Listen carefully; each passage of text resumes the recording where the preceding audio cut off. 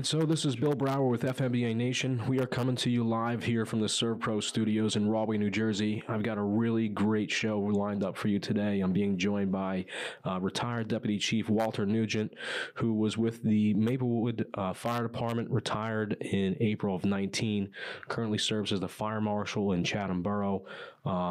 He is also currently the the Department Chair for the New Jersey City University Fire Science Program, was appointed to that position in September. Chief, thank you very much for spending some time with us here today. We're going to talk about continuing education in the fire service and some other educational topics, but appreciate you coming on the show, talking to me about this what I feel is a important topic. I'm sure you as well feel that way, but I think it's something that's underutilized in the fire service, and something that more guys should really focus their thought processes on, which is, continuing their education at a professional level, degree level and certification level. So thanks for joining us. No, thanks for having me, Bill. You said to echo some of your comments there on the continuing education. I do see the fire service and career fire service overall as progressing that direction. Mm-hmm. Just the FMBA overall, seeing the educational conference you have coming up next month is a great step, just driving people in that direction, that we're here to get deeper educated into the job for mm-hmm. safety for the members and just to do a better job at what you do. One of the best explanations I saw about this came from one of your prior guests that you had here, Dr. Dennis O'Neill. Yeah. The retired Deputy Chief from Jersey City, U.S. Fire Administration. He had it was a YouTube video I saw. He did a presentation at the National Fire Academy mm-hmm. explaining your career, your fire service career, and where's it going. Mm-hmm. And he broke it down into a few different steps on training, experience, education, and continuing education. Mm-hmm. And without all four of those pieces, you would be lacking in one form or another. You need a balance of all of them. I like acronyms, so I think of it like TEAK. Yeah. The training, if you go back years ago, our training was when you got hired, just say in the 70s, before our time, but this is what I was told it was you got hired on a job and they taught you whether it was a bigger city or smaller career department, they'll teach you what you need to know. Mm-hmm. And then you would get some experience. You'd have some fires. And they would judge you by if you were able to stay in there long enough and you didn't turn. Right. Hey, this kid's going to go somewhere. He's okay. And he's going to be one of us. And then the 80s came up and said, well, we need a little more than that. There mm-hmm. were some training and some training incidents also that didn't go well, that we need to organize our training in the fire academies. Through the 80s and into the 90s, picked up a bigger load of that, and slowly departments joined on board with the training academies to get some organized training and not everybody just doing their own thing. Right. And that's progressed a lot more. So as the training and education expanded, and then it was more like 80s into the 90s at the formal education, whether it be collegiate classes and other educational programs were more 80s into the 90s, and then continuing education, mm-hmm. which will never stop. Right. You have continuing education. You say, well, what's needed there? If you stop in the fire service, you go 5 years, it's passing you. Oh, yeah. You can say things like the Blitz nozzle coming on, mm-hmm. vent enter search. There's a whole host of things. You might, if you just look at equipment, I remember the Blitz nozzle coming out at the beginning. It showed up on the apparatus, and you'd have some people say, what are we going to do with this? Mm-hmm. Some people welcomed it. Some people, I'm not sure. And other people are like, keep that there before somebody gets hurt. There was a lack of experience. There was a lack of education in it, and mm-hmm. some people didn't see it. And then the experience came on. Mm-hmm. You'd have your first fire in a 3-story wood frame, 3-foot exposure. Someone set up the new piece of equipment. Every exposure after that, I was, hey, get that Blitz, and why did the city only buy us one of these things? Yeah. We need a few more of these things. So you could be the person in the fire service that introduces new equipment and new ideas and new concepts, or be that person that sits back and has to see it before they believe it, type mm-hmm. of thing. So that's part of continuing ed that will always be, there will always be something new down there to make it safer and better for us. Yeah, I always felt I'm a firm believer that the second you feel like you know everything is when you need to stop doing whatever you're doing, because you know everybody can continue learning one way, shape, or form. You know, whether it's fire service related, life related, doesn't make a difference. You know, you're constantly learning. I couldn't agree more. I saw a quote before I got here. It was education never ends. Mm-hmm. If you think you're done for whatever reason, like you said, wherever you're at, you're going to eventually miss the boat. Get into terrorism. How much training in terrorism did the fire service have years ago? Right. So there's a lot of different areas and things that will keep coming up on bailout training. Yeah. Things that just didn't happen. They're going to keep changing and Right, especially progressing the fire service. Especially with technology nowadays, new things coming out, like you talked about with the introduction of the Blitz nozzle. It's not like any of that stuff is ever going to stop coming along in the fire service. Right. And there's constant education going on. We were having a discussion upstairs before about active shooters and active shooter training. Another thing, like you said, terrorism and these events that are unfolding that are just coming more into the fire service and what our role is as firefighters and EMS personnel, you know, getting involved in those situations. There's constant training involved. You mentioned two areas there with active shooter. It goes in two pieces where the fire service is involved. Well, actually three. The terrorism, incident command, and EMS. Yep. We're in on all of those right now and have them all work together and work between agencies, interoperability between police, other EMS agencies. It's the fire service does very well on the incident command side, but to tie everything in together, it's very different when you have to large incidents, mass amount of people, and something like that happens. So, yeah, absolutely. That training will definitely continue there. Yep. Let's switch gears for a minute. So let's talk about New Jersey City University. Tell us a little bit about the fire science program. What are some of the things that you guys are offering now, and where is the program kind of moving to here in the future? Sure. The fire science program at Jersey City University has always been an excellent program. I feel like the strongest part of the program is its staff. We have highly educated, motivated, highly trained individuals. That's what we look for in their background to help people, educate them to get on the job and to help progress throughout their fire service career. I'm not sure if you know, and I wouldn't try to test you on this. We have actively 8 professors who are FMBA members. So they understand the career fire service, the FMBA, and just the system overall, and it just gives a total career building experience for people coming into the program.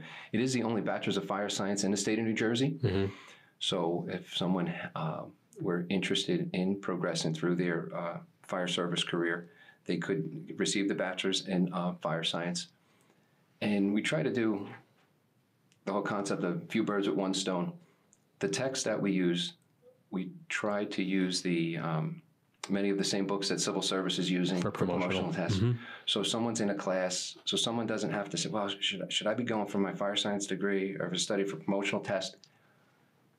And it's difficult if we just use logic to teach a fire science curriculum and not include Dunn, Norman, Brannigan. If someone came up to me and said, I'm signing up for the program, do you use any of these books? And I said, no. Like, that's a hard explanation for me to explain to someone how we don't touch those books. Right, the experts. Right. So just because it's right, and it also helps on a promotional exam, it just helps overall. I have had students come back to me and say, oh, I know I hit 3 questions because of stuff that we went over in class. I'm like, talk about rewarding. I mean, 3 questions could mean a big difference for somebody. And it does help on that side. And hey guys, Bill Brower here with FMBA Nation. I wanted to take a minute to tell you about ServPro of Central Union County and Western Essex County. These guys are a trusted leader in the restoration industry. They provide 24-hour residential commercial services with highly trained restoration technicians. They're a locally owned and operated business, and they're dedicated to being faster to any size disaster with the training, equipment, and expertise to handle your restoration and cleaning needs. Some of the things that they cover are water damage restoration, fire damage restoration, mold remediation, storm damage restoration, cleaning services, and building services, to name a few. These guys understand the stress and worry that comes with a fire or water damage and the disruption it causes to your life and home or business, and their goal is to help minimize the interruption to your life and quickly make it like it never even happened. Our friends over there, Carl Spinner and Bob Morrison. Carl has over 25 years of experience in the industry. Bob Morrison has over 35 years of service industry sales experience. So don't hesitate to give them a call. You can reach them at 908-233-7070. The other class we have is a firefighter physical fitness class. Now, most firefighters know by this point that line of duty deaths, our highest contributor to that is cardiac and stroke. But it's one of the hardest things for firemen and the fire service to just address. Yeah. We'll address building collapses, we'll address truss roofs, we'll address all these things, but that if we went and targeted the numbers, firefighter fitness is up there. Well, even at a college, I don't think many people would expect on a collegiate level to actually have a course where 1/4 of it is classroom and 3/4 of it is in a gym. And you're actually on the machines and you're trained. It was designed around the CPAT. So you're helping people, same thing, get on the job, or people that are on the job, build the level of awareness and physical fitness to carry throughout their career. And we're targeting that area where the largest amount of line of duty deaths are. Yeah. So I think we'd be remiss if we didn't get into That's interesting. That area. It's interesting because one of the, there's a number of key topics that we try and focus on, and one being continuing education. Cancer's a big topic. Right. PTSD and the traumatic effects of the things that we see over our 25 plus year careers and how that affects us mentally, and then fitness and well-being and keeping ourselves safe in terms of what we're doing off duty, what we're doing on duty, and making sure that we're taking care of ourselves. And that's kind of a core focus of this FMBA Nation concept. And we just had a podcast recorded with one of the guys from Elizabeth who does some really unique fitness things, and got a couple other ones lined up. So it's really interesting from my vantage point to see that that's part of the curriculum that New Jersey City University offers in the fire science program. And I commend you guys for that, because that's something that I think needs to be drilled home and drilled in everyone's mind, that we have to keep ourselves fit. I agree completely. And that's not new to our program. That's been in our curriculum for a while, from retired Lieutenant Kevin Malley, who really built that program up years ago. He brought that in, and he was pro physical fitness then, and that program has continued with success since. Some of the new things that I'm trying to bring about is to get as many courses online as possible. We should be able to have, by this September, is my goal, the fire science curriculum online. Wow. We used to teach what was called dual track, same course during the day and at night. Way back, the Career Fire Service had 10s and 14 schedule. Yep. You could come to the day course or the night course, either way, and they went interchangeably. We're going to keep the day course as the brick and mortar. Some people need to be in a classroom. They want to raise their hand. They want to have that environment. Full-time students people will always have that. Will have that brick and mortar classroom. The night courses are most likely going to be phased out and replaced with online. The online interest from people contacting the university, and just the interest we have, we're bringing those courses online for that reason. We see the need.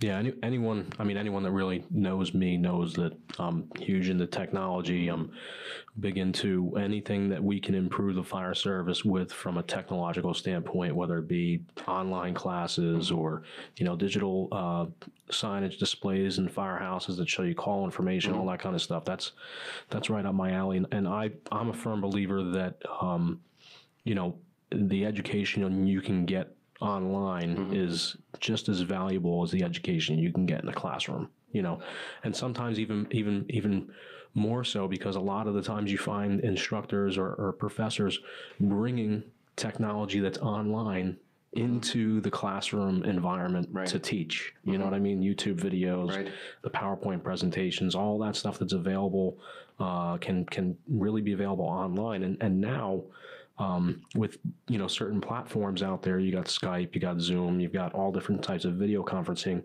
You can still bring the one-on-one or 1 to 15 or 20, however big those class sizes are. You can still bring that interaction with this video conferencing technology that's out there. It's been around for a while, and still make it a somewhat of a classroom environment. Just different. Just different. Absolutely. Just sitting on your couch or sitting at home instead of the classroom. So funny you mentioned that. If I could quote one retired FMBA member, Deputy Chief Dowd from Orange, many years ago, he said, it's progressed through the fire service and other areas.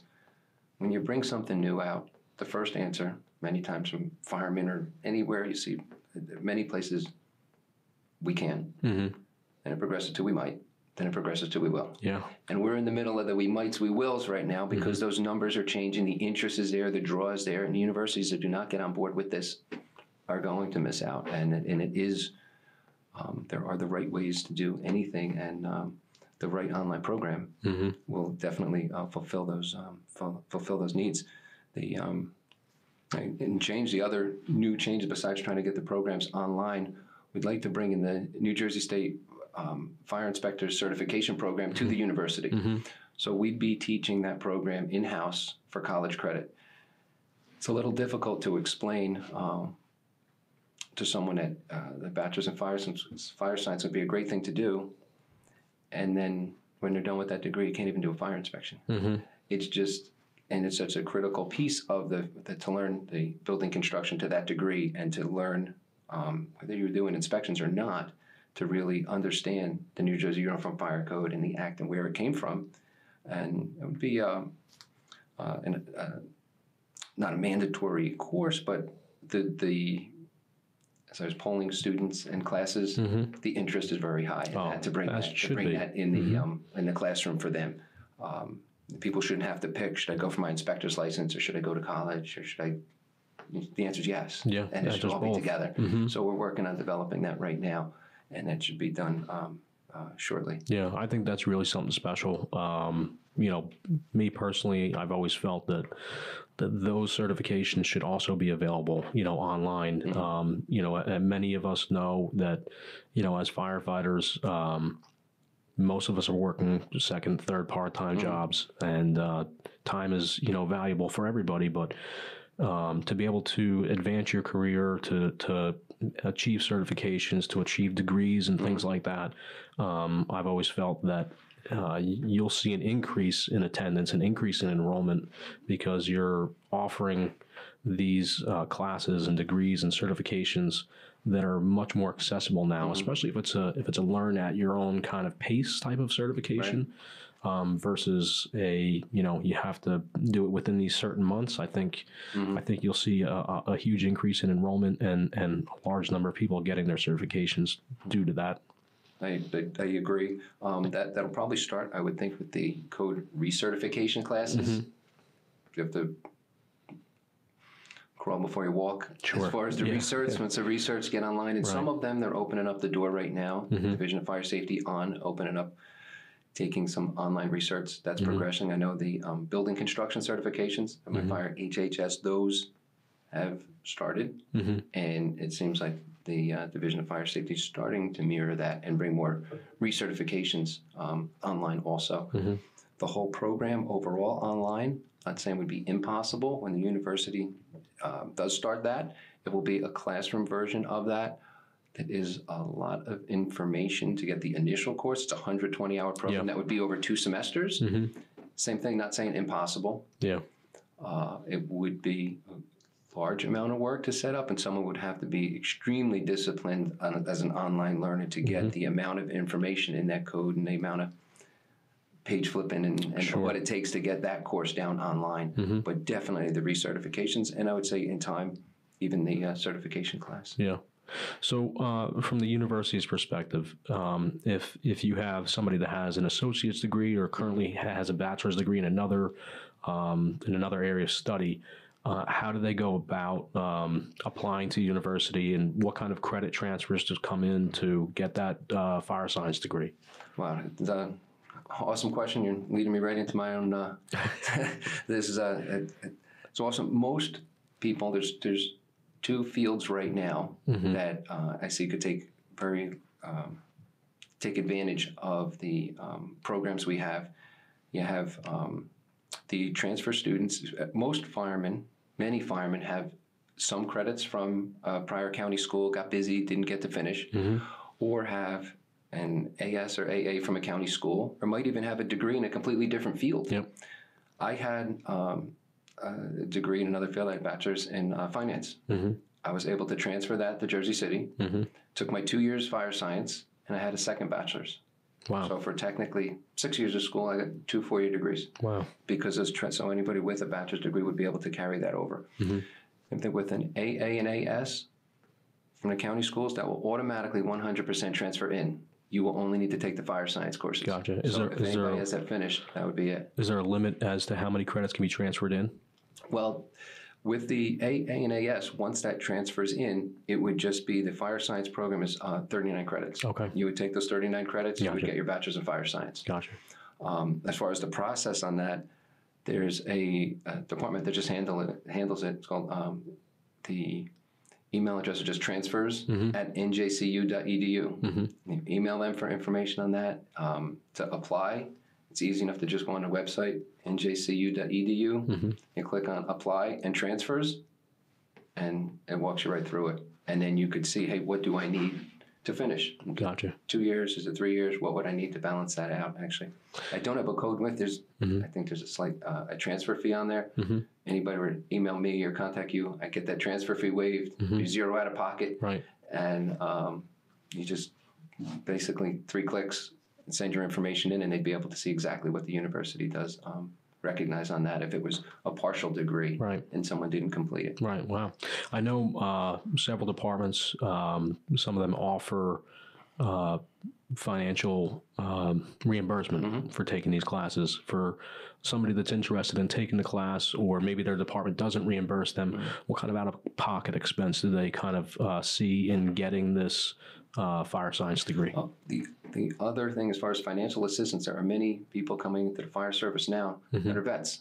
Gotcha. Because it obviously placed on the top, and they're a group at the university, a department, and their email will just be veterans@njcu.edu, and they'll help them through the GI Bill. And that GI Bill has a lot of stuff.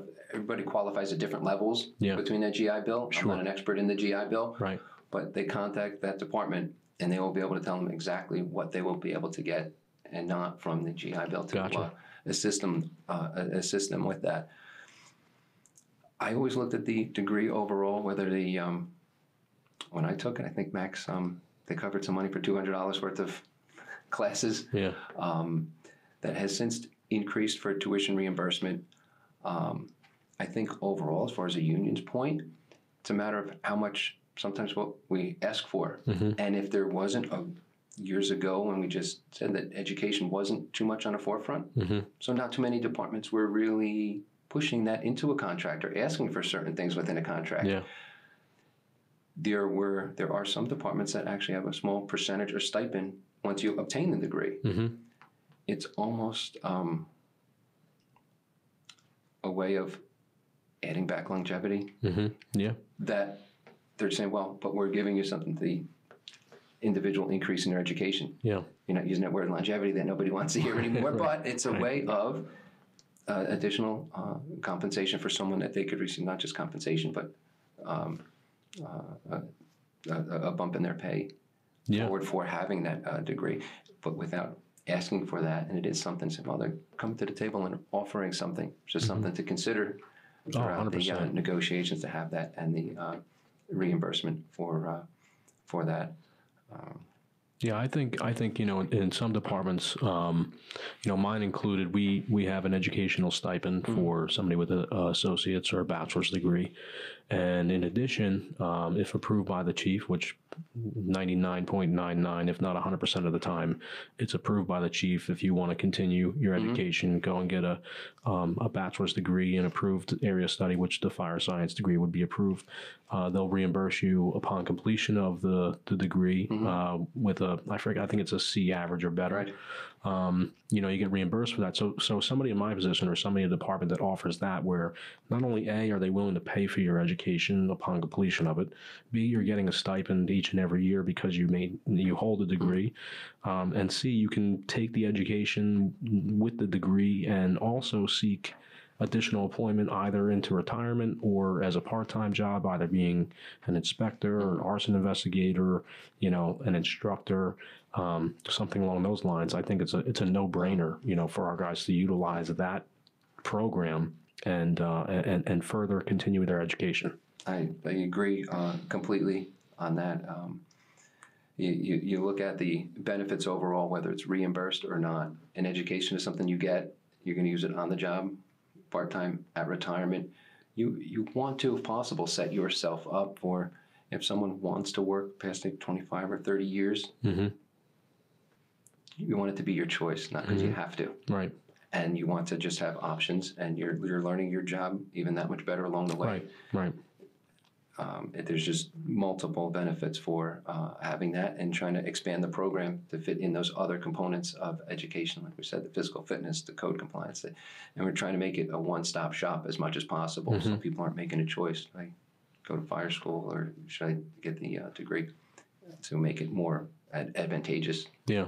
How flexible is the program in terms of your semesters? So obviously, do you have to take a minimum number of credits, or is there a maximum number of credits you can take in a given semester to achieve the degree? There's a maximum, and someone who's working the way we do, I don't think the maximum would be an issue. Yeah. You could easily, 12 is considered a full-time, 12 credits of a full semester. You could exceed that. Minimum, you could take a class. The university works with you as far as especially being a professional type of degree that it is, and they're very understanding and work with people that are taking a couple classes.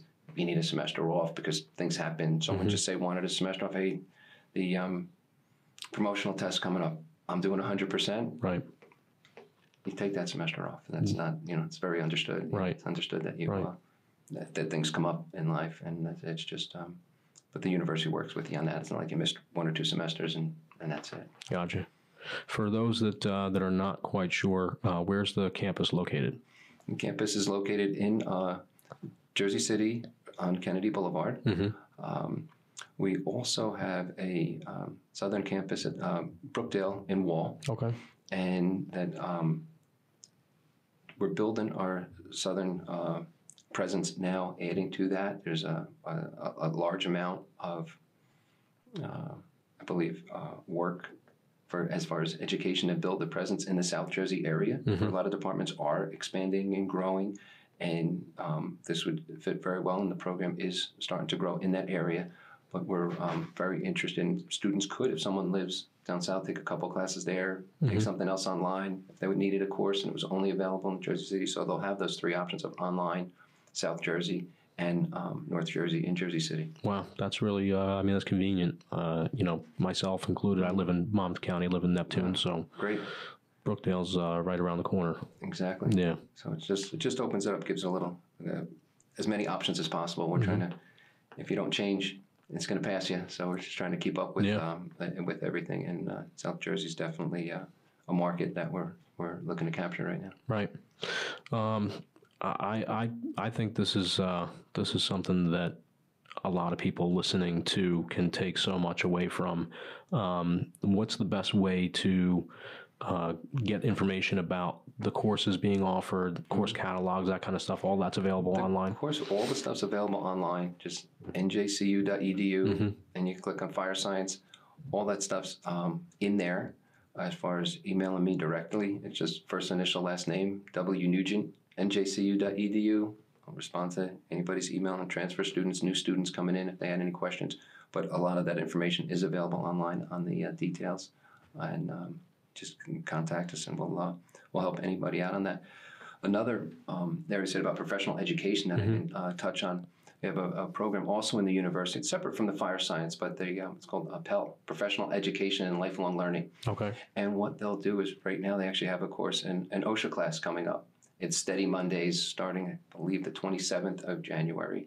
And there's, I believe, like a 50% discount for students or alumni. And you could take classes in OSHA, and you try to, like you're talking about, building your career.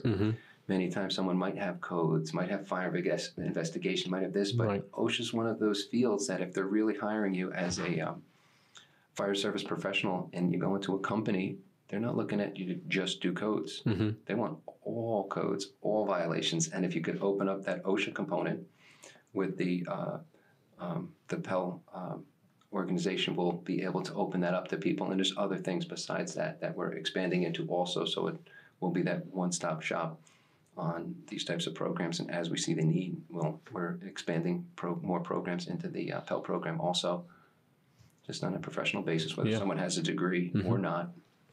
It's an excellent program to just build some professional development. That's really great. I mean, being able to utilize that is a true asset, and I think that what you guys are doing at the university in terms of convenience and offerings is is a really great thing, especially because it's right here in our backyard, right? You see all these other universities. You've got Phoenix Online and all these other places. This is right here in our backyard, one, and two, the majority of the instructors that you see across the country are right here in our backyard. You've got Chief Avillo, you've got a number of other industry experts that are right here in our backyard. So it's really great to have those resources. They both have the experience of New Jersey, most densely populated area. So professionally, have the experience, have the education, and as students truly come up and catch you after class, before class, email you some questions about jobs. We've helped numerous people progress throughout New Jersey, but also with this degree, certain people coming into the job are taking tests out of state, and they're doing well in your DC areas and things like that, because they'll have the background, some experience, and a degree. They're getting jobs. So people that are going through the fire service are truly benefiting from that, whether it be people looking through New Jersey or outside of New Jersey. And you guys are going to have a booth at the February convention? Absolutely. Looking forward to that. We'll have our booth down there. Any members that will be at the education conference, just stop by, ask any questions. We'll have a bunch of information there on the GI Bill, the transfers, and we'll be there the whole time. Great. Well, Chief, thank you very much for coming on the show. I appreciate the amount of time that we got to spend talking about this stuff. I think we can take some of these and really expand on it for future topics and future talks. Again, I appreciate your time, and thank you for what you guys are doing over at New Jersey City University. Thank you very much. Thanks for having me. No problem. All right, guys, thanks for listening to another great episode of FMBA Nation, and stay tuned for some more great content to come. You can find us on Facebook, Instagram, and Twitter. You can also listen on the NJFMBA YouTube channel, as well as Apple Podcasts, Anchor, and the Google Play Store. And if you're interested in becoming a sponsor of the FMBA Nation podcast, please email us at nation@njfmba.org.